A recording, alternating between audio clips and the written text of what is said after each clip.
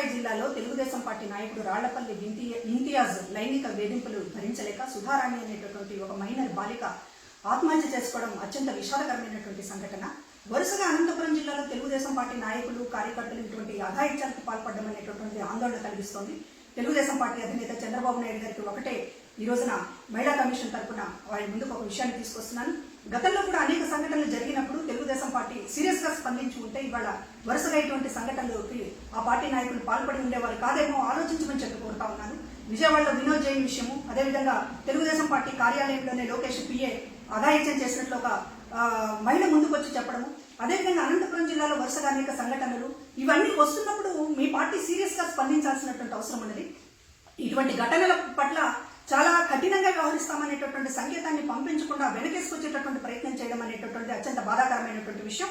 ఇట్లాంటి సంఘటనల పట్ల ఈ రోజు సత్యసాయి జిల్లా ఎస్పీ గారితో మాట్లాడాను. నిందితులను అరెస్ట్ చేశారు. వేగంగా దర్యాప్తు జరగాలని చెప్పి కోరుతూ ఉన్నాం. బాధిత కుటుంబానికి పూర్తిగా అండదండగా నిలబడతాము.